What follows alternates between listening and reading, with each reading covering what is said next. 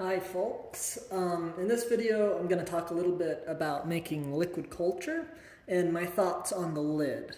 The lid seems to be one of the most important aspects of it because that is where contamination enters, and that is also where you inoculate it, where you put the hypodermic needle, and so it's important to have a very reliable lid.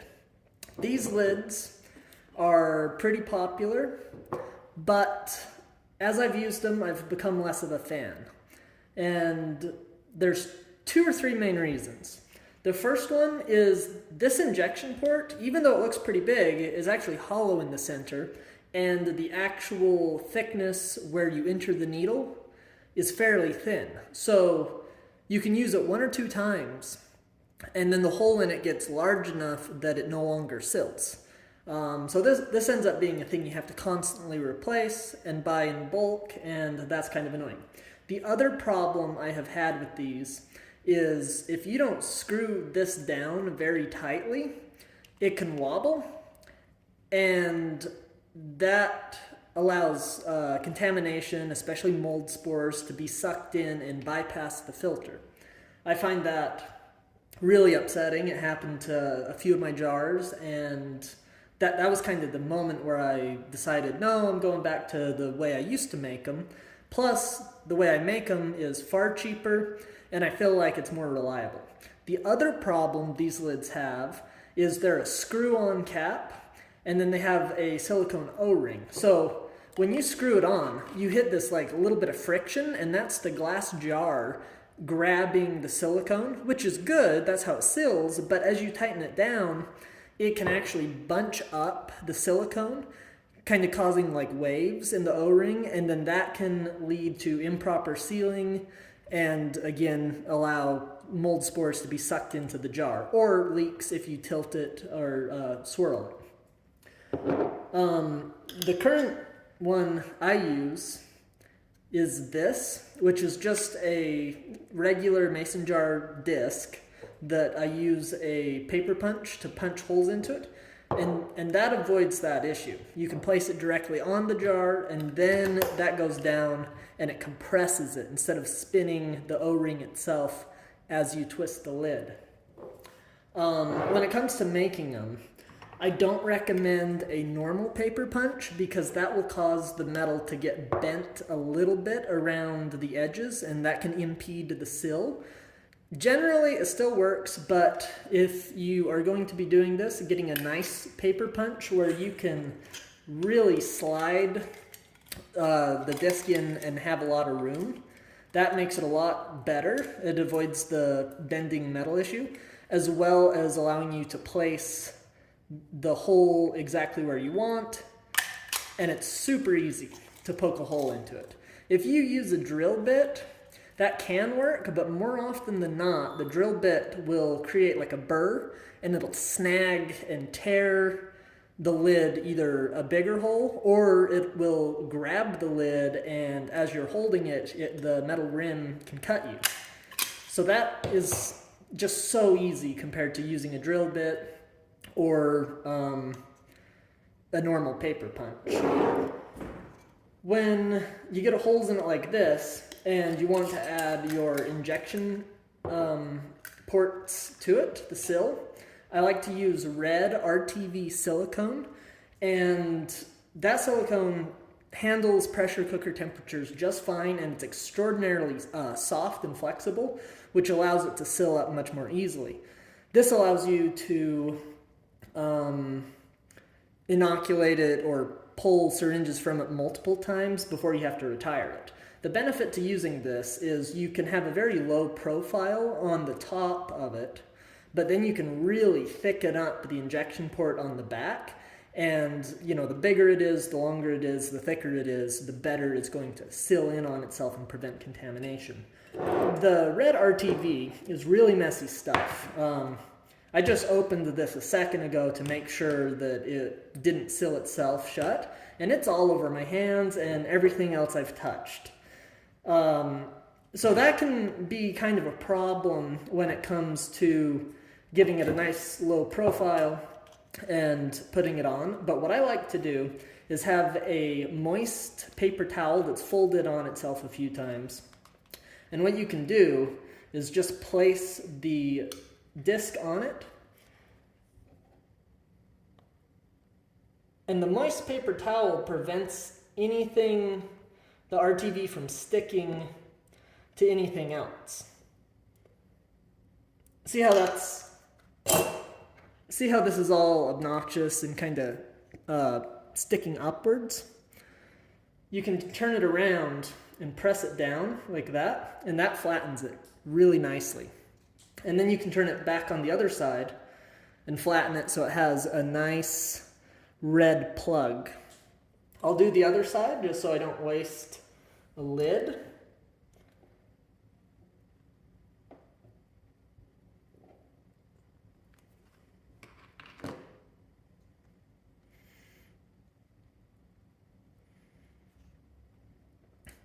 So there you go. Very easy to make. Once you have this, let it dry for at least 24 hours in a warm, humid shed or somewhere. Because if you use it before it's fully cured, there's still liquid silicone inside the center of it, even if it feels cured. And when that needle goes through, the silicone is going to stick to the needle and just kind of ruin your injection ports that you've made. The other nice thing about using this method is that these don't need the injection port, they don't need the filter built into it when you're sterilizing it. So you can stack these, and you can fit a lot more jars in a pressure cooker, and it saves a ton of time. If you're only doing one layer of jars in a pressure cooker, at best you can get maybe, I think a normal Presto will maybe fit 12 or 9 or something in the base. But this way you can stack it at least 2 tall, and if you use even smaller jars, you could fit even more in it. Once they're sterilized, then you can have this combination, which is a 0.2 micron filter, Wattman syringe filter, and you want to make sure it's the PTFE type, because that's hydrophobic. If you get the hydrophilic kind, it can wick moisture or water or your liquid culture into the filter, into this, and then that brings nutrients right up to it, and mold can grow on this side, and the mycelium apparently can penetrate the filter, widening the gap, and then that can contaminate your liquid culture. So buy a few sterile needles and buy a few of these. They're really cheap on Amazon. You can get like 100 for $20 of the syringe filters, and the sterile needles are even cheaper. They're maybe like $5 to $10 for 100. And you can just pre-build this and put it in a jar with a little tiny bit of water to help it sterilize. And sterilize this with your jars, and then you can carefully pull it out and place it into the jar after the fact. This, when it's sealed like this, will form a vacuum, and then when you puncture it, you'll see air come into it. And that's actually nice, because if it doesn't seal and doesn't form a vacuum, and you can tell that either by the lid clicking or by it not pulling air in when you penetrate it, then you know this didn't seal, and since it's not sealed, it's prone to contamination. Now, when it comes to making liquid culture, I recommend using distilled water. I didn't used to think that mattered, and I've read it around a few times online that people recommended distilled water, and I thought overall it would be bad because normal tap water has various minerals in it, and the minerals are obviously going to be helpful for growing the mycelium. Distilled water offers no nutrients at all, but what it does offer is it's neutral. Since there are no dissolved minerals in it, there's no calcium hydroxide, none of that. It's a neutral pH. And when you add sugar to something that's slightly basic, it caramelizes.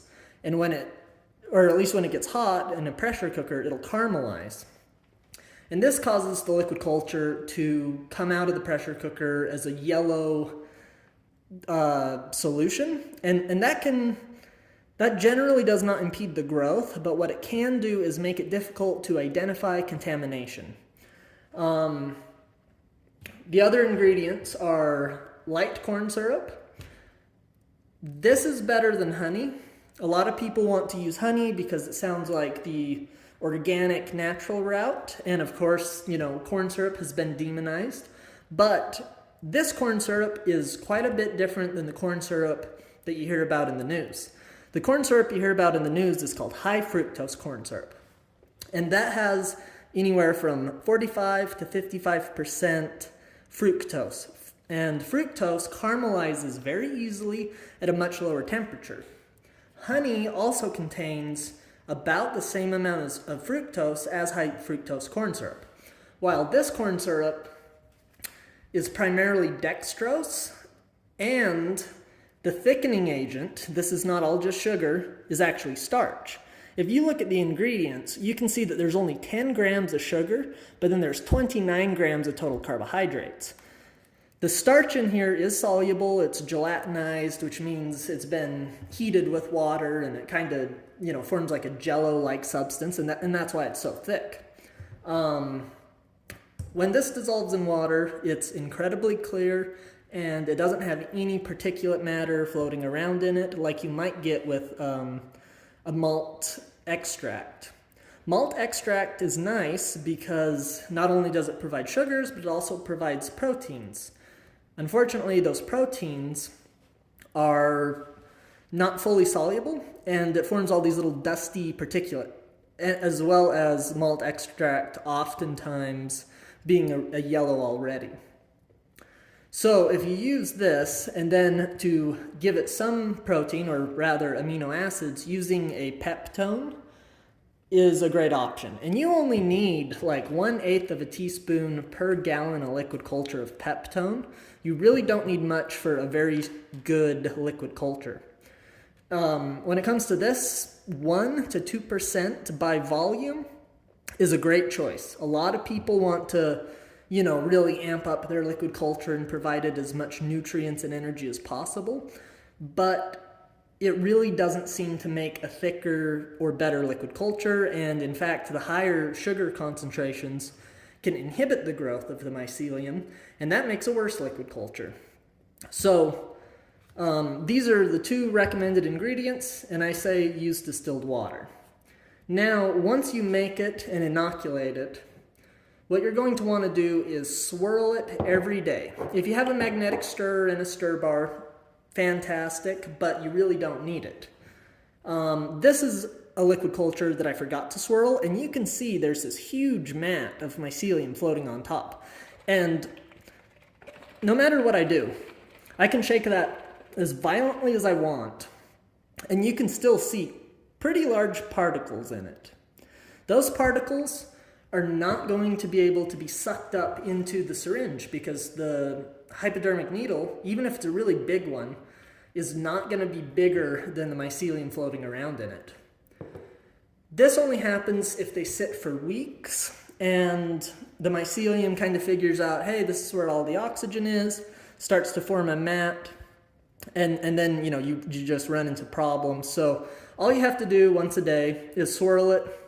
I like to kind of chaotically swirl it like this because as you get a momentum this way, it spins this way, and then as you get it that way, it spins the other way. So when you go back and forth, it creates a ton of turbulence, and that can help to break up the mycelium, and you're not shaking it this way, which, can compromise the filter or the hypodermic needle ports. But really, this is such a durable method that I don't really have a problem even shaking it that way. A lot of people will try to use micro pour tape as a filter, and they'll just poke a hole in the lid and put a bunch of micro pour tape over it. That is not good because micro pour tape is somewhat hydrophilic, so it absorbs moisture, and the micron filtration rate of it is just not on par with the 0.2 micron. So if you get a micropore tape filter wet. By doing that, you're probably going to get contamination. Maybe not during that time, but when you come back to your liquid culture, you are going to get it. So, yeah, I think this is a really good method. I will post the exact ingredients and ratios in the comment or in the YouTube description. And now, when it's at this stage and it's fully colonized, you got to pull the liquid culture from it. What I like to do is turn on the flow hood. You can absolutely use a still air box. That works great. And then what you'll do, and I'll just use this as an example, you'll take a hypodermic needle and connect it into the port. And you just leave that there. There's obviously a filter patch, or a syringe filter on this side. And then you can just pull the syringe, pull the liquid culture with the syringe, twist it off, and you leave that there. Then you cap the syringe, and then you can add a new syringe and pull from it again. This becomes stationary while you're working with it, and then when you're done, you pull it out, seals back up, and it's good to go. I do recommend that whatever jar you use, once you're pulling from it, you may as well just pull all the liquid from it and get several syringes worth. These, all the way full, can hold about 150 milliliters. And so if you're doing 10 milliliter syringes, you get about 15 liquid culture syringes out of it. And, you know, if you only use 1 to 2 milliliters of liquid culture per bag or per jar of grain that you inoculate, you have tons of liquid culture, right? That's like, you can inoculate like 30 bags or more with this. And obviously, if you needed more, you could use a larger jar, but I think this is the perfect size because if anything, it's in excess of what you're probably going to need. And you can fit quite a lot of these jars in a Presto pressure cooker. The other thing, a lot of people conflate the amount of time to sterilize grain with the amount of time to sterilize liquid culture. You need to sterilize grain for like 90 minutes once it's up to temperature. That doesn't include heat up or cool down. And that's because grain has a lot of endospores in it. It has a lot of starch and structure, and it's a solid substrate, so the heat can't penetrate it as well. There's no circulation. When it comes to liquid culture, once it's up to temperature and pressure, all you need to do is 15 minutes and then, pull it off the heat, let it cool down. If you go longer, you can get more caramelization of the sugars, and then you get this yellow liquid, and that makes it harder to tell when it's contaminated.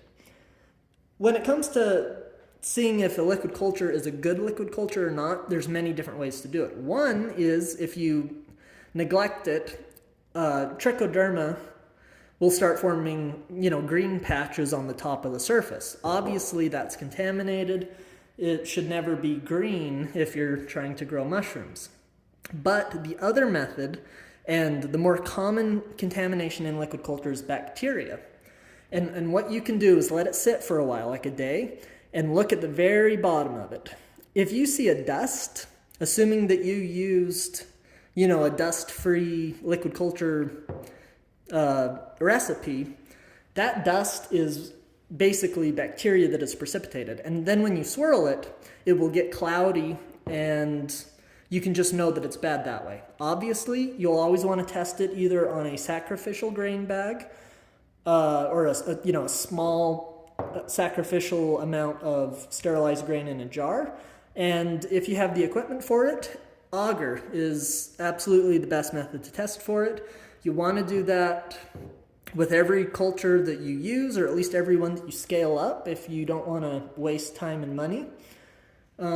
Because, even if you did a great job on your liquid culture, if you're inoculating it with another liquid culture that you got from someone else, you can't really trust that that's totally sterile and is just the culture that you ordered. I've purchased them online And, I've had mold contamination, I've had bacterial contamination, and I've even had a yeast contamination where when I unscrewed the cap of the liquid culture syringe, apparently the yeast had fermented and it produced carbon dioxide. And so when I unscrewed it, I was holding it upside down, the pressure automatically started to push out all of the liquid culture. So there's a few other ways that you can kind of notice that a liquid culture is contaminated just by looking at it and seeing how it behaves. But by far the best method is to test it on a small batch of, or a small bag of grain, or much better, a petri dish with some nice clear agar in it. And this combination of ingredients will work great to produce agar. All you have to do is add 20 grams per liter of agar powder to the mix, and then you can pour your petri dishes, or you could even make a little batch and keep it in a mason jar on a slant, and then when you want to test it, you can inoculate it the same way and watch for growth. So that's how I like to do liquid cultures. Obviously, at different scales, there's different ways to do it, and many people have little valves and ports and tubes coming out of it to pinch it off and to prevent any backflow. But generally, that seems unnecessary, and this method is by far the cheapest. It's the easiest, and you can quickly, you can make 24 jars in one pressure cooking, and you're off to the races. So I figured that might be helpful to some people. Thought I'd share it. Can't think of anything else to add to it, but if I do, the video's probably going to cut out. I knew I was forgetting something. These are syringe caps, and they're made out of polypropylene. They can be autoclaved, and they do work. But this is a more expensive version of it, and I really recommend using these ones. The reason is a few. One, when you're putting these on or taking them off, they tend to really stick in the syringe, and they have sharp edges. And if you're doing a lot of liquid culture syringes, these are going to make your fingers hurt. And sometimes when you go to inoculate and pull this off, it'll be stuck, and you'll have to go get pliers, and it kind of screws up your workflow in the clean room. So I'm not a fan of these. These are far cheaper, but these ones, they have a really wide grip on them, and you can always easily pull them off. Additionally, these go inside of the Lurlock syringe, and these ones, not only do they go inside, but they wrap around. And I feel like that just kind of protects the syringe better. It reduces risk of contamination.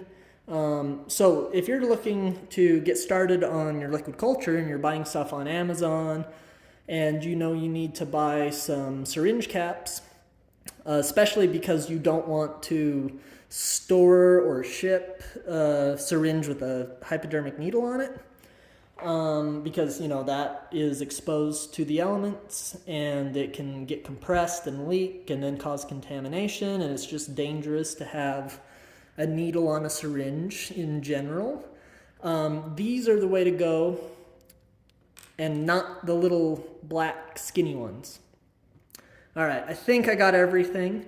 If you have any questions, please comment. I will probably end up forgetting about this video, and I probably won't respond, but I will try. And best of luck to everyone. If you have a better way to make liquid culture or liquid culture lids, different recipe, for instance, also please share that in the comments and share your thoughts overall. Thank you.